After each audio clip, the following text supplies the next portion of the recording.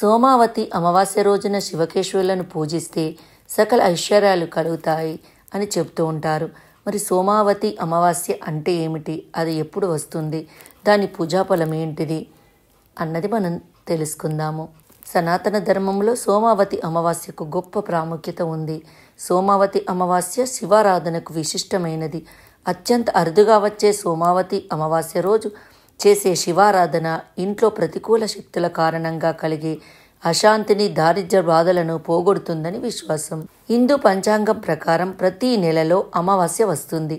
అయితే అమావాస్య సోమవారం రోజున వస్తే దానిని సోమావతి అమావాస్య అని అంటారు. పూజా విధానం ఏమిటి? సోమవతి అమావాస్య రోజున నదిలో స్నానం చేసి పరమశివునికి గంగాజలంతో పంచామృతములతో అభిషేకం చేస్తే విశేషమైన ఫలితం లభిస్తుందని శాస్త్రం చెబుతుంది.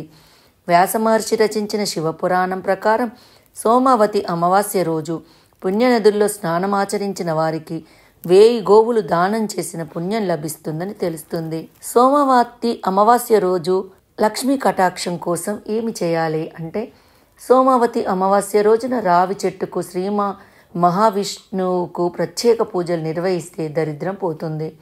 రావి చెట్టుకు 108 సార్లు ప్రదక్షిణలు చేయాలి.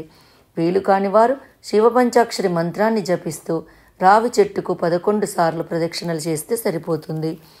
శివకేశవులకు నైవేద్యంగా సమర్పించిన పండ్లను బ్రాహ్మణులకు దానం ఇవ్వాలి. సోమావతి అమావాస్య రోజున ఇంటికి ఈశాన్య దిక్కులో సాయం సంధ్య వేళ ధనలక్ష్మీదేవి ప్రీతి కోసం ఆవు నీతితో దీపం వెలిగించి ఆ ప్రమిదలో కుంకుమ పువ్వు, పచ్చ కర్పూరం వేసి నమస్కరించుకుంటే దరిద్రం పోయి ఐశ్వర్య ప్రాప్తి కలుగుతుంది. సోమావతి అమావాస్య నాడు అన్నదానం చేస్తే అనంత కోటి పుణ్యఫలం లభిస్తుందని విశ్వాసం. కుటుంబ ఐక్యత కోసం సోమావతి అమావాస్య రోజు ఏం చేయాలి అంటే, సోమావతి అమావాస్య రోజున నల్ల చీమలకు పంచదార కలిపిన పిండిని ఆహారంగా పెట్టడం వలన జీవితంలో ఎదురయ్యే కష్టాలు తొలగిపోయి కుటుంబంలో ఐక్యత వృద్ధి చెందుతుంది. శివపురాణంలో సూచించిన ఈ పరిహారాలు చేయడం వలన ఇంట్లోని పేదరికం తొలగిపోయి ఆర్థిక శ్రేయస్సు కలుగుతుంది. ఓం నమః శివాయ.